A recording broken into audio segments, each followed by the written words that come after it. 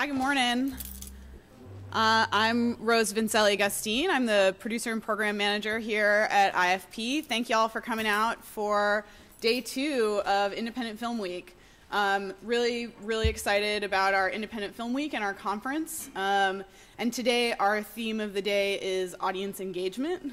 And one of our supporters helping us to define that theme today is the New York Times. So huge thanks to our sponsor for the day, the New York Times. And also all of our other premier sponsors of Independent Film Week, RBC and HBO, and our partners, the Film Society of Lincoln Center. As a lot of you may know already, IFP is a membership organization. We're the oldest and largest nonprofit for filmmakers in the United States. So if you're not already a member, I hope you'll join us. And as you've been seeing in our PowerPoint, we're on Twitter at IFP Film Week and using the hashtag Film Week. So I hope to see some shout outs from you guys on there using that. And just a couple of ground rules. Today, like all the other days in the conference, there's no food or drink in the auditorium, and we don't allow any video recording or flash photography, and please turn your cell phone ringers off. I'm really very excited about our first talk of the day. We have a keynote from writer-director J.C. Chandor. His first feature is Marcin Call, which was nominated for an Oscar for Best Original Screenplay. Not bad for a first feature. And then he was also received nominations for Best Directorial Debut from the National Board of Review and the New York Film Critics Circle, as well as IFP's own Gotham Award nomination for Best Ensemble for his incredible cast. I'm really excited to hear what he has to say about writing and about making your first feature, and as he's getting into his just finished production on his second feature, just sort of what little interesting nuggets he has for us, and I hope that you'll join me in welcoming J.C. Chandor.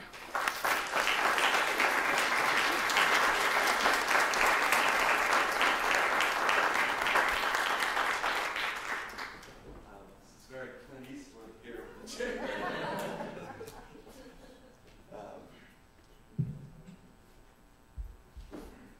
Well, thanks for having me. Can everyone hear, or do we? I'm sort of a loud voice. Do I need the microphone, or are you guys all? Since we're live streaming, the microphone. Oh, great. Well, thank you all for coming. My name is J.C. Chandor.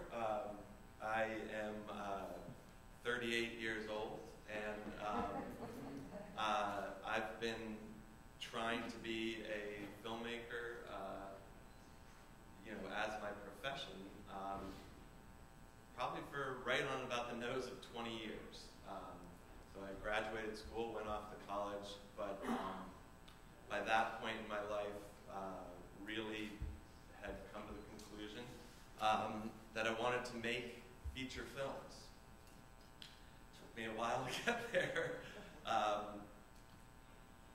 In that process, and over the last 20 years, the industry, I think, probably you could pretty safely say, has changed over the last 20 years more than it had since it pretty much, the invention of sound for the most part. My first film that I edited was edited on a Steenbeck, which for those of you that know is a flatbed practical editing system that actually used a print of the movie, and that was not done for any sort of teaching purpose or anything else. It was actually done because that was the way you edit a movie. Avids were sort of just coming into the forefront and really were out of most people's range financially to make a movie. So you shot a film on film and sat there and made your cuts, with a splicer. So that changed very quickly in the first 5 to 7 years of when I was trying to make films, and the production side of the business entirely changed right before our eyes, faster than you could sort of ever imagine. And then when I finally got my chance, in the last 4 or 5 years to actually go out and make a film and then bring it into the world, the distribution model and the way that people are going to be able to see films, and the majority of people are probably going to see my film, the first film that I made. The vast majority of people that saw that film was not in a theater like we're sitting here today. So we've seen, I sort of came along and had this very crystalline view of what I wanted to do with my life, and how I wanted my films to be received, and how I wanted them to be experienced. And at every point in my career, that constantly, the ground sort of turned to sand underneath you, and everything changed. And I think the exciting thing for all of us is that there's been no better time to make a film. No matter whether you want to, I should say there's been no better time to make a film unless it's a $60 million studio drama. Then you're in trouble. But for pretty much the rest of us, the barrier for production is lower than it has ever been. You can, I have a young assistant intern guy that works with me now, and he wants to be an actor, and he, on a weekend, with almost no, money, can very simply go out and make, if he wanted to, a full-length feature film and edit it, probably for under $300 or $400, which is absolutely unheard of from where I started in the business. He then, or she then, can go through hard work and tremendous footwork and legwork and luck, could go out and actually find a large audience for that film. If and this is where we sort of find ourselves now, which is if it's any good. And so, the theme of the day here is engaging your audience. And I think all of those changes that took place during my career, really, when you kind of look back on it, all it's done is opened up the playing field. But in the end, the only thing really that matters, obviously, is what are you going to say, and what is it that you're making. And I think that is at times a difficult thing for a filmmaker and someone who's trying to say something to acknowledge at this point, which is, I had a long history of I won't call them failures because they weren't failures at all, but of mediocre output. I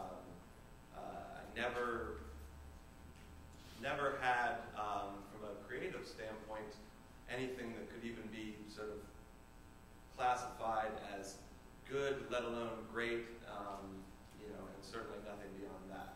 I sort of muddled along creatively. And so it's quite frustrating when you started to realize that by the time I was 28 or 29 years old, there was, I had been making a decent living, working in the commercial and documentary world and picking up production jobs, and I didn't have any family to support, or I had very, very little needs in the world. And it dawned on me that the only thing sort of holding me back from actually telling an interesting story at that point was myself. I didn't have a story that, for whatever reason it was, I couldn't find the story that actually was something that would have gotten me off of my ass and out there to actually go make it. And I only sort of know that now, looking back on it. At the time, I never would have said that because I had 5 or 6 stories that I wanted to really got me to sort of cross over and put myself out there in a way that is needed.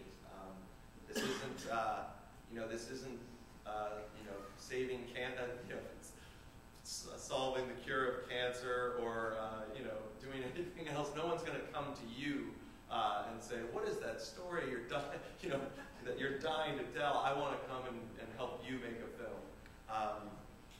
The only way that's going to sort of come about is that if you believe in yourself enough and if you believe in your idea enough, that there's nothing else left on the planet for you to do except that. And looking back on it, I had all the means of production right there, in front of me. I had a willing crew that would have gone out and made the film with me. Technologically, everything had come up to the point where the tools were there to be waiting, literally on my desk every day, sort of mocking you. So the interesting thing for me was, looking back on it, one of the things that was holding me back, which is, I think, where we find ourselves very interestingly, literally this morning, which the company that distributed my film last year took the lessons that they had learned from that and took a film that was a little more commercial than my film was, but a very similar sort of marketing plan, and released it this weekend, which is the film Arbitrage, which is a similar, very different film indeed than my film was, but a very similar sort of genre, and have had tremendous success with a model where, I, in my home, on a screen that is almost as big as some of the early, art house theaters that I used to go to, that I purchased for under $1,000, probably, that screen, the whole thing. While all that press was out there from that film's first release, I was able to sit in my home for, I don't know what it was, $7 or $8 last night, and experience that film. So we're at a time of, of total reinvention of what it is that makes up a film. And the company that I work with here in New York, which is a wonderful company called Washington Square Films, which most of their films that they have championed over the years have been smaller films that would never get a release or a budget like a film like Arbitrage would. But they released a film this weekend as well called Francine, which is a film that was probably made for, I don't know, $40,000 or $50,000, but with a wonderful, wonderful actress in its lead. And that was another film that I could have sat in my living room and watched directly while all that first run press and media attention was going on around it. And so I think as young, old, middle-aged, as starting out, as experienced, as Steven Spielberg down to a young person who's literally just starting out with their first sort of camcorder, the field is entirely open. The other exciting thing, which I don't think probably will be going on for someone who's sitting in my position right now, 20 years from now, will be very interested to see if this is still the case. But we, the United States film industry, the American filmmaker, also right now has what would really only be considered sort of an unfair advantage, which is our films in the international marketplace are viewed as a far more marketable commodity than, I would say, besides maybe the United Kingdom, but I don't even think that doesn't even sort of weigh out. Our films are able to be sold in the marketplace internationally for prices that are not equivalent to what a foreign filmmaker is able to do. And so if you want to go out and make a 10 or 15 or 20 or $30 million film, or even a 3, which Marcin Call was, you're able to offset those risks by pre-selling that film into the international marketplace in a way that other international filmmakers don't always have at their disposal. And that's because of the sort of place of the American film business in the world. So for me, if you go back to me feeling sorry for myself, 10 years ago about no one willing to take a chance on my film, it's not true. There really is no better time than right now to be able to put your ideas into the world. But the thing that held me up for a long time was the definition of what a film was. I came up thinking that you went and rolled film through a camera, and that it wasn't actually a film unless you were shooting on film, which had certain price issues with it. That made a film far more expensive than it did, if you go 10 years ago, shooting on film was more expensive. But for me, I had a belief that it wasn't really a film unless you were shooting on film. I felt it had to have a certain amount of sort of, for lack of a better word, caliber of actors in the movie, or it wasn't really considered. I sort of waited so long to do it that at that point, if it wasn't of a certain sort of level, that it wasn't going to be considered, a real endeavor, mistakenly. And then from a distribution point, at that point, there were sort of one avenue to getting a film in that kind of world that I was trying to barrel myself into. You sort of went to Sundance and sold the film, or you didn't, and that was sort of it. So I stuck around for a long time, to my own detriment at times, and didn't take advantage of opportunities that I could have, because they didn't fit into that very narrow definition of what a real film was. I was doing lots of other really interesting work that, like I said, probably wasn't great, but it was very interesting, and I was learning so much, and I was, frankly, also helping, working in my early commercial career. I was just thinking about it on the way in today. My early commercial career, I did work for, tons of nonprofits and all these different causes that, they were the only people that would quote-unquote hire me, but I was also actually helping people to accomplish a lot and getting messages out there that wouldn't have been put out there into the world, but in a weird way, because again, my only goal, my sort of main driving force was making feature films. I almost didn't give myself credit that I was actually accomplishing anything or learning anything in doing that. So the thing that doesn't make this story a tragedy, I guess, is I ended up walking away from it at one point about 6 or 7 years ago. Actually, I can tell you exactly how many years ago. My daughter, my first child was born. My daughter was born, and my financial responsibilities, entirely shifted, obviously, as they often do if you have a young child. And you start to think about the world in a different way, and you start to think about your future in a different way.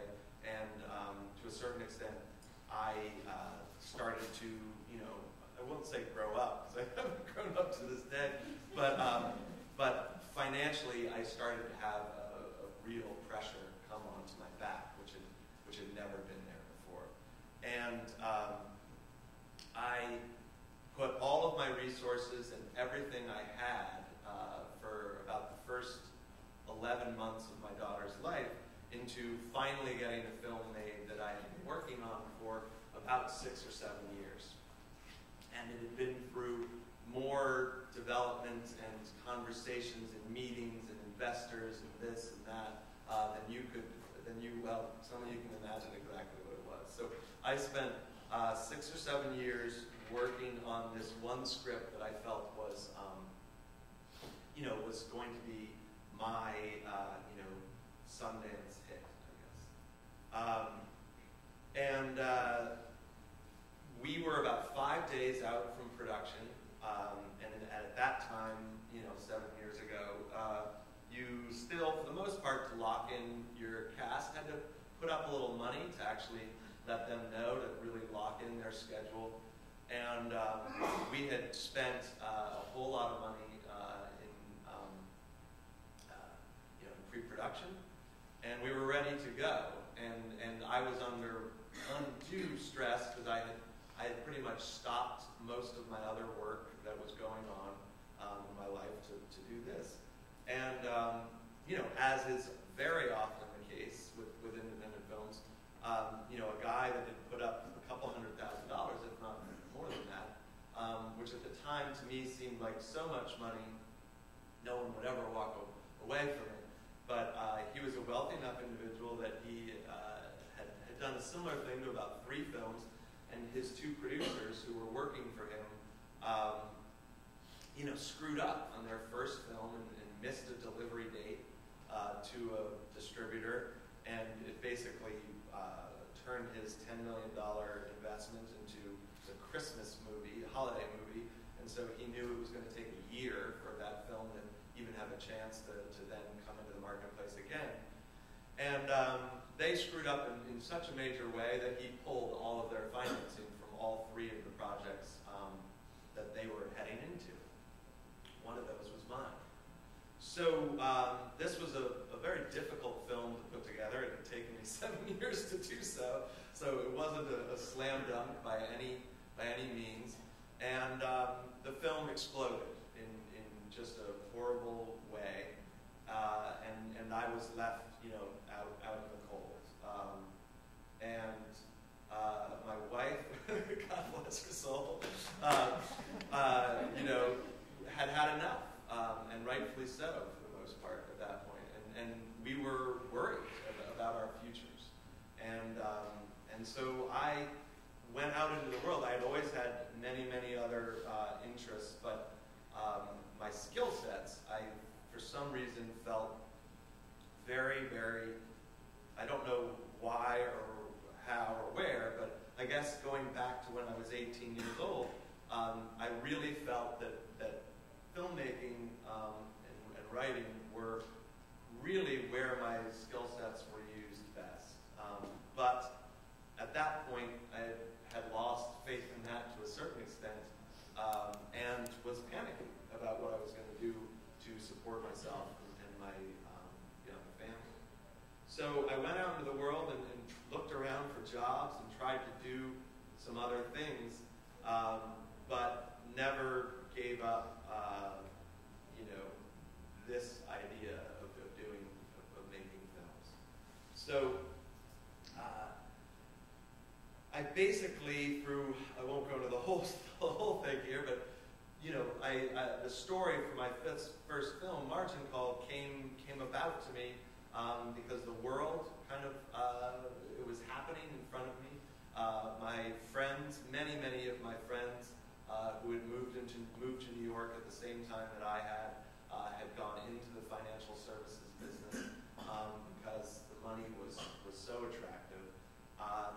And my father had worked in that world for 35, almost going on 40 years, not in sort of a direct correlation to anything that was represented in the film, but the communities that I had grown up with and the sort of human struggles behind that, I had obviously seen from a very close perspective. And out of something of a fairy tale, I thought I actually went to Los Angeles for Thanksgiving to visit my in-laws, and drove around Los Angeles, and the sort of lure of was I leaving my skills where I could be best used, essentially, on the table, kind of started to creep back into me. And this is going on probably 2 years later.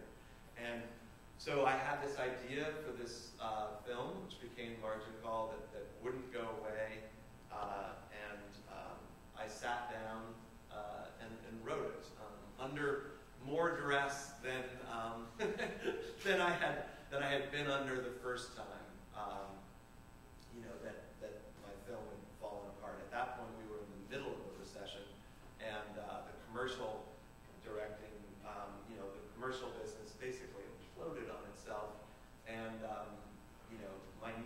the new industries that I was trying to get into obviously had completely contracted because of the recession that was going on at the time, and we had another kid on the way. so at that point, I was up against it pretty good. But what was so wonderful was the writing of Marcin Call is what drew me back into this business, and I'd never really fully left, but it drew me into feeling that I had the confidence or the desperation to come back and give this one more shot. I sort of took from the lessons that I had learned. I don't know why, but the first time around, I had always felt if the film wasn't over, $1.5 million or $2 million, the numbers didn't really line up, and it became very difficult to sort of really have it be considered going back to whatever that idea was of a real film. But at this point, I said, let's write something that I can make for about $400,000 or $500,000. Excuse me. And which is something that I felt like I could raise at that time. So I literally wrote the script from my 15 years of production experience. I wrote that script to be penciled right into and fenced into a budget from day one.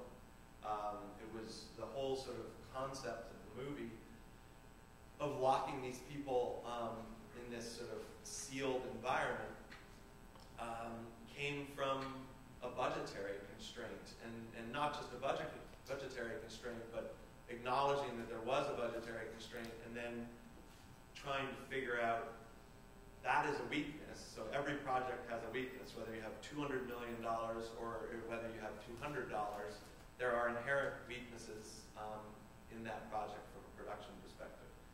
And so instead of running away from those weaknesses, it's sort of become a motto of mine, you sit with them in the room and square off with them directly and actually say, what does this inherent weakness have to offer my film?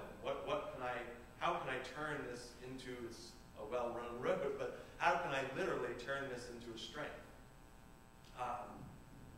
Because every project has them. If you have $200 million, your weakness is almost more glaring than if you have $1 million, which is that you have to make that money back or they never work again, essentially. And so all of the things that go into having to try to make $200 million back, and that's not including the $200 million they're going to spend on marketing. So that project has a fundamental weakness. I haven't figured out how to solve that one yet. I'll let you know when I do. But I know that for my little project that I was staring down with $600,000, I knew that moving all over from location to location to location, especially in New York City where I wanted to shoot this project, unless you're doing it alone with 2 or 3 people, but if you're trying to shoot, with a 20 or 30 person crew, you can, wear down your crew's good spirits, your actors' patience, and then let alone you're just spending more of your time kind of moving around and loading things in and out than you are actually shooting. So I sort of came up with this concept of, whenever, this world of finance seemed to me that to have a guy in London and a woman in Zurich and a person in Asia and a guy on a golf course, some rich guy on a golf course, talking on the cell phone about the disaster as it all sort of unfolded. While that was one way to tell that story, I sort of came to the conclusion that potentially, again, my greatest weakness, having no money, could actually end up to be a different avenue for telling this story, which was literally locking these people in one place. And it needed to be a somewhat interesting place and sort of visually somewhat attractive, because no one wants to, I don't want to say no one, but it's a difficult task locking people in literally one room, a la 12 Angry Men. But I sort of took that 12 Angry Men concept and said, how do we kind of put it onto this story? And from there, I've never written something so easily in my life. The 20 years or 15 years, from back when I was 13 or 14 years old and wrote my first sort of little story, nothing had come to me so easily. I knew who all the characters were, because I had sort of known from Penn Badgley, who plays the youngest person in the movie, through to Jeremy Irons' character, who plays the CEO. Not that I had known Jeremy Irons, but I certainly knew of him. And so I knew almost every one of those characters. Their voices, flew out of me in a way that was, a gift.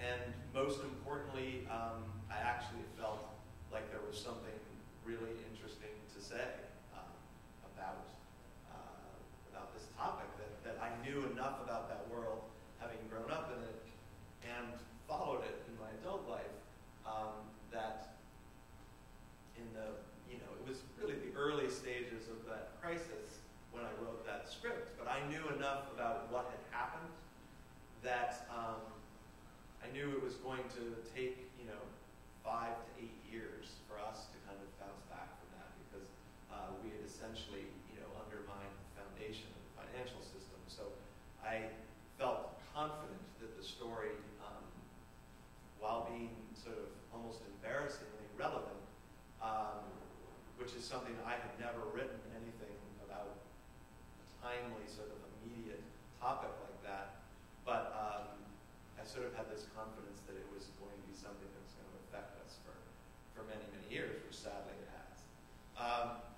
So I wrote this script in a way that I never had, and then, while under considerable stress and really kind of a prolonged sense of panic, which the country was going through at that time, and which I, as we were eating through our savings, were going through as well, amazingly, the sort of fairy tale part of the story started, and met a group of producers that I had never had a relationship with producers before, where it was a perfect combination of personality, skill sets, luck, meaning that both of us, both groups were sort of at the right place in their lives at the right time. All the things that sort of have to happen for people to really dive into a project and get it made. All of those pieces, after many, many years of trying, but not trying hard enough looking back on it. I definitely didn't go out there and put myself out there enough in the years leading up to this. But it all clicked. And so, within, probably 4 weeks of giving them the script, I should say the next morning, they called back, and without ever signing a piece of paper or even writing up terms, we partnered up, with the actor Zachary Quinto, who plays the analyst Peter in the movie, and his 2 producing partners, and then an old producing partner of mine, a dear friend of mine. We all teamed up, and from that day forward, said we're going to go make this film. And I teamed up with Washington Square Films here, who specialized in making these lower budget to no budget films. So they came on as the production arm. And within about 4.5 weeks, we had, Ben Kingsley signed on to play the Jeremy Irons role, and Zachary was going to play the part that he ended up playing.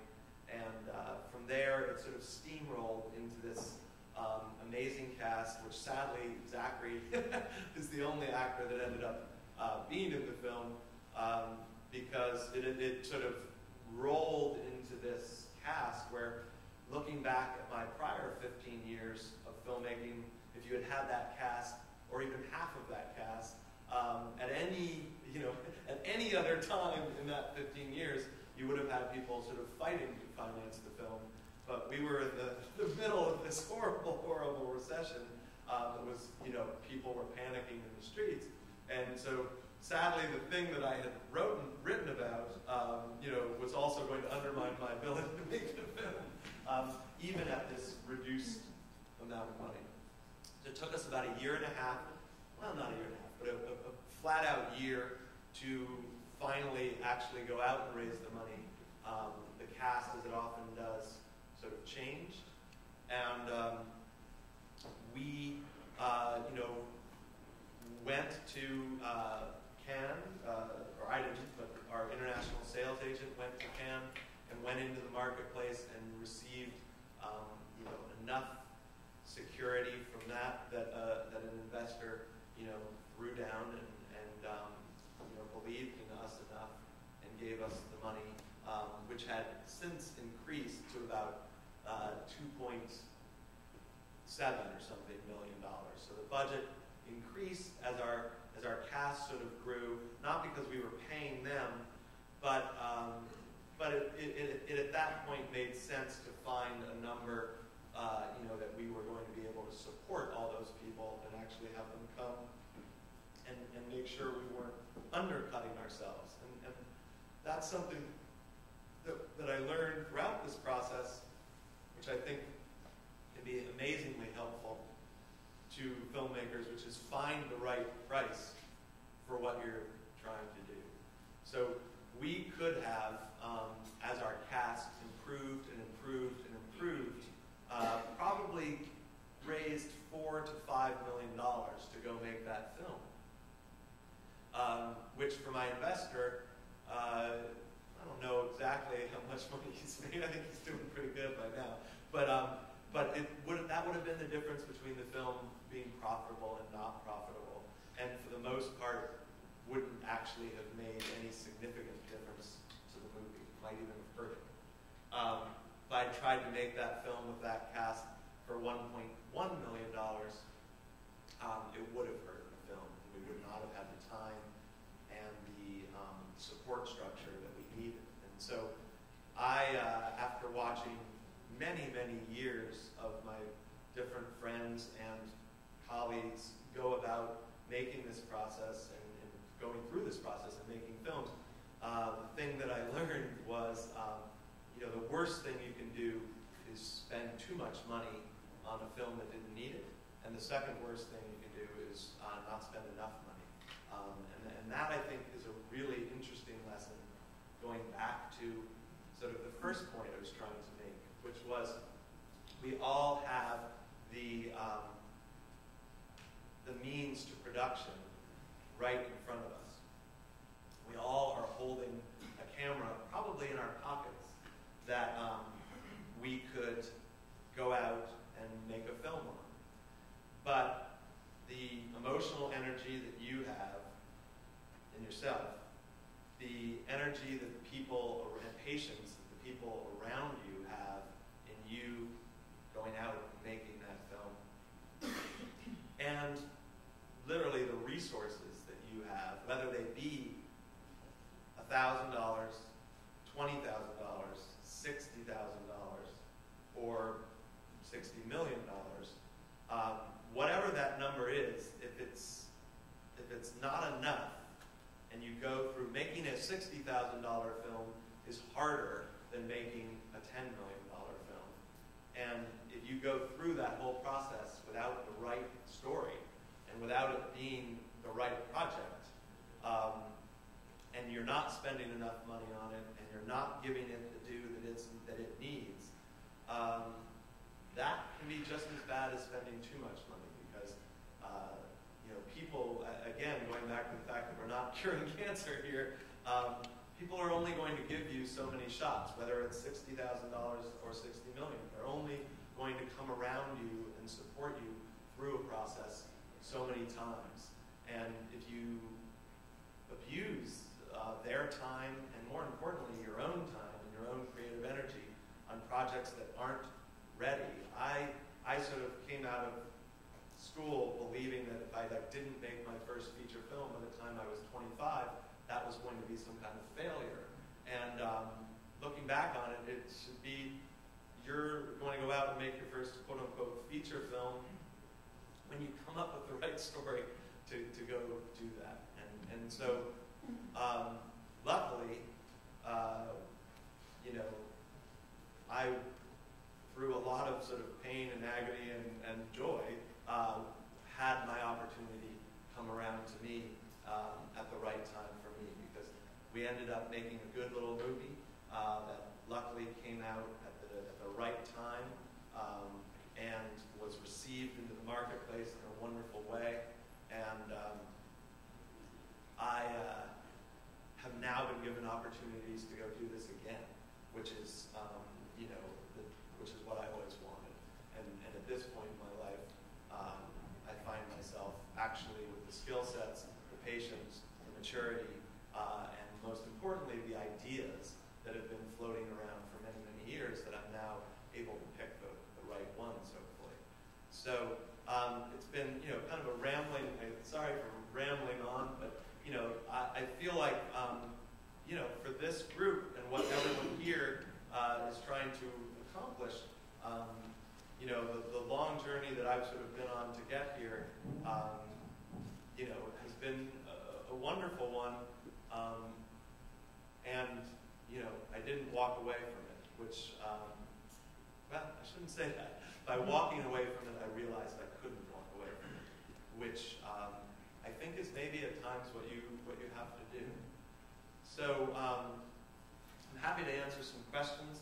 I did just finish. We've only got a couple minutes, but I did just finish shooting my second film, which was something that we took a very severe risk on, which is something that I felt, again, having seen people make mistakes before, instead of kind of doing a similar thing again, we went and did an entirely different thing, which we just shot for 6 weeks down in Mexico with Robert Redford playing the lead in a movie that is very different from my first one, but again, from the sort of the responsible way in which we shot our first film, and the way we budgeted our first film, and that we came in on time and under budget, we were given the freedom to go out and do that again with a project that none of us really know how it's going to turn out, but it was a fun and audacious thing to try and go out and do. So,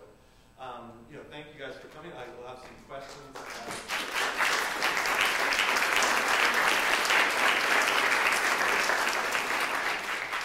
Any questions? Yes. Hi. Is this on? I loved your film. I remember when I saw it, and I didn't know much about it. I saw it very early, and first-time filmmakers. So I thought, okay, and I thought, wow, it's beautifully shot. And the thing that really was amazing to me, because I immediately saw that you were within one location. Yeah. The variety of shots, how you would set up the rooms differently, how you pace it differently, how you use slow-mo sometimes, how you look through various levels of glass to get a long shot down a car. I mean, it's just, if anyone hasn't seen it, it's gorgeous, beautiful shooting. Could you talk just a little bit just about, not so much your process as a filmmaker, which you've done to get to that point, what the actual directing process was like? Your devising your shots, and also your performances you got were amazing. Did you have rehearsal time?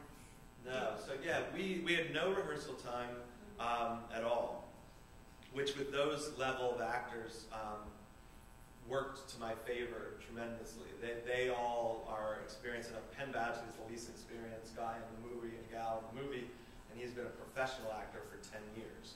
So they all know how to act, know what to do, know how to prepare. None of those characters were best friends in the movie. You know, Penn and Zach's characters were sort of sat next to each other, but none of them had deep relationships with each other, except maybe Spacey and Spacey and Bettany, or Spacey and Irons. But besides that, it was working relationships. And so, again, using the weakness as a strength, you're not going to be able to get all those actors and the schedules and the way they all came together to come for a week and rehearse with you. It just sort of wasn't practical under our budget constraints. So I sort of embraced that, and you know, that they weren't going to be able to, some of them had never done a scene together before when it was one of their most important scenes in the entire film. But that's sort of the way that those characters were thrown into, you know, in the movie. They were all thrown together. And so there's a rawness to that entire film that in the editing process you originally started to kind of run away from. And then I started, you know, oh, he's kind of, there's a little jitter there, there's a little, but in the editing process, we started to run towards those moments of rawness. Jeremy Irons' character is sort of the most blatant, where he's nervous under this very calm Jeremy Irons-esque demeanor. There's sort of this rawness to it. And from a shooting the film perspective, Frankie DeMarco, my director of photography on the film, is a wonderful independent film director of photography based here in New York. So our strengths lined up perfectly. He knew how to shoot in New York on a low budget and a quick schedule, and so did I, to a certain perspective, having worked on so many different levels of film. So we did not have any grand plan. Well, I shouldn't say that. I had certain general concepts for exactly the way I wanted to shoot the film. Once I kind of jumped into the concept of trapping them in that space, you sort of are always shooting out the windows, not in the windows, and there were a lot of things we kind of played with. But we were just embracing the performances. You know, I don't want to overthink it. Literally, everything we were doing was about capturing those acting performances, because the movie was, the only reason all those actors showed up was the script, and frankly, having waited 15 years to have my first opportunity given to me, I wasn't going to take any massive risks in the way I shot the film. I felt like if I shoot this script that I've written with these actors in a compelling way, you know, I'll be all right. And then it was about editing, and that's something we spend a lot of time doing, but taking what was a 2-hour and 20-minute movie and being very, very brutal with it and getting it down to, you know, I don't know, whatever it was, an hour and 40 minutes. But there's not a wasted, you know, if there's a pause in that movie, it's because I like fought over keeping that pause in the movie, and they're needed. But everything in there, you know, was premeditated to a ridiculous degree, and so, you know, luckily that comes out when you see the film. Did you even discuss with the actors their parts or their characters? We discussed, yeah. I'm sort of overplaying that. We did not have formal rehearsals, but they all came with me and visited their respective parts in the movie. So I took them all on tours into trading floors and into, you know, literally Kevin Spacey spent a day hanging out. I guess that's sort of I could have used that day those days for a rehearsal. They were all sort of, not really, because they were all, it was like in the month leading up to the movie, they'd all be in New York for a day or two, and I'd sort of bring them on a little tour and have them, you know, Spacey hung out with a guy that was his guy, you know, in the movie for, I think, a day and a half, you know, 2 weeks, 3 weeks before shooting, and I think if you spoke to him, it entirely changed how he delivered that performance. It was far more sort of empathetic. Not sympathetic, but empathetic, and sort of, he changed his entire physique. He said it was a very enjoyable 2 weeks, but he gained about 12 or 15 pounds in that time from where I took him to that place. So we all prepared our character. They all had backstories, but as far as like sitting around the room and rehearsing, I really felt that with these actors, I didn't think that much. In fact, some of our rehearsals were a problem, even on the day of shooting. It sort of allowed them to get a little too far into the character, into the performance, instead of sort of being like these characters were, which was scared, and out of their norm. Anyone else? Last question, sorry. Thank you. Back there? Hi. Yeah, I was wondering, I had heard that you had a sort of interesting distribution deal in which you released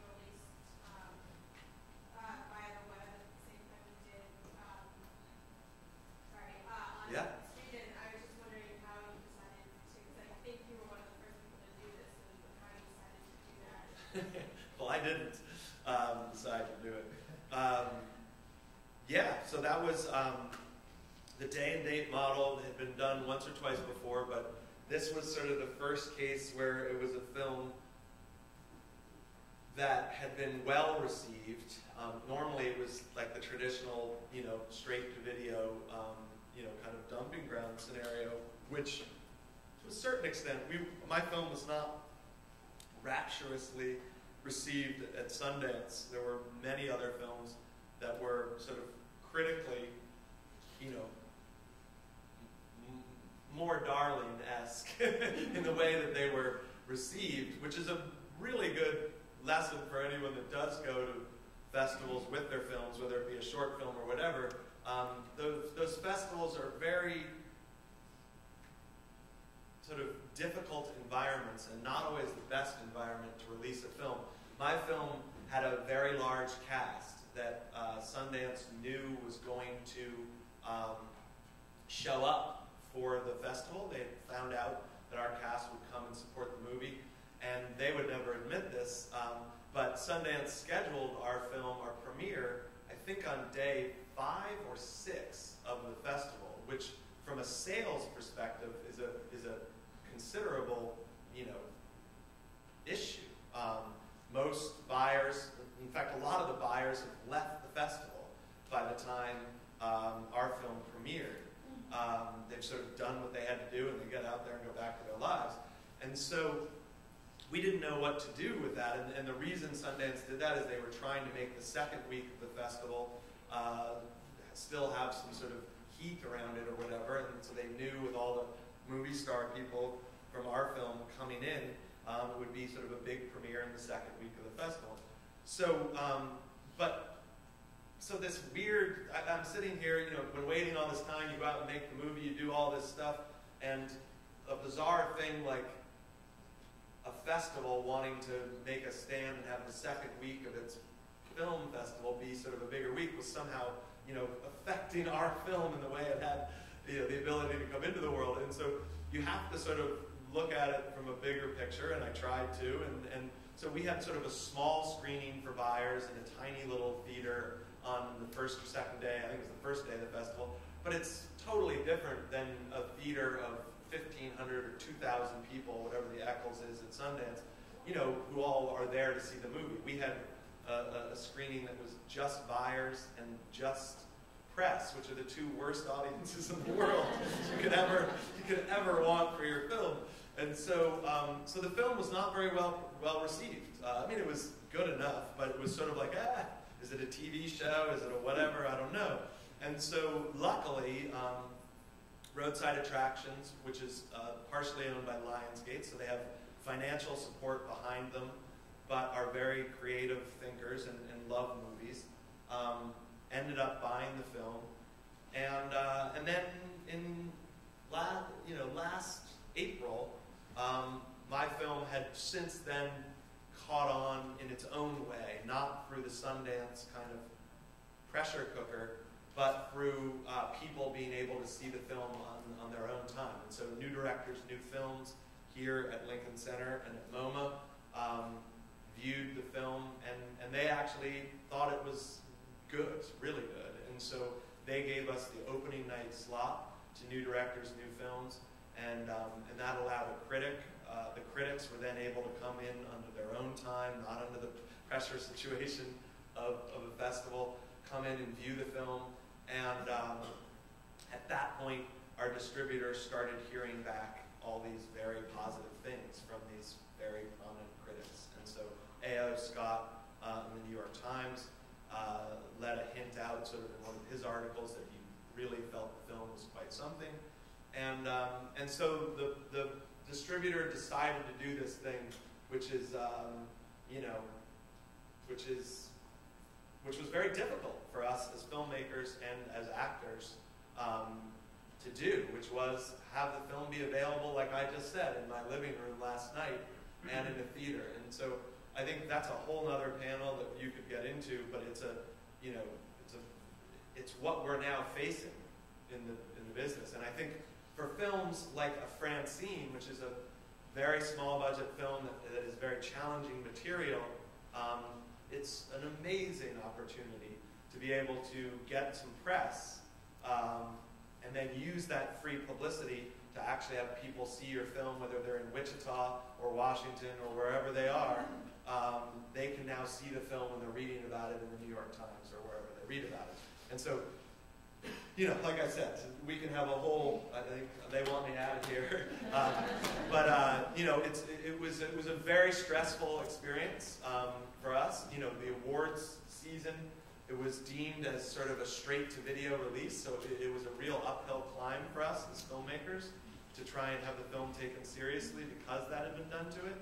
But I think for us as independent filmmakers to deny that the marketplace is entirely shifting and that, like I said, for under $1,000, people can have a better viewing experience than you 10 years ago could have had in a theater, we have to come to grips with that, and not only come to grips with it, if we think it's a weakness, don't put your head in the sand, because it's a tremendous opportunity for actually being able to make a living while making independent films. And that's what On Demand really is able to do. I think you can make a $2.5 million film that makes $8 million on demand, and you can live for 5 years off of that and get to go make your next film. And so there's a tremendous opportunity there that we got to figure out a way to do it by not putting art house theaters out of business. And no one quite, I just had lunch with Eric and Howard, who were the guys from Roadside that did it, and no one knows how to do that yet and what the perfect fit's going to be. But it's a tremendous opportunity. Thank you so much.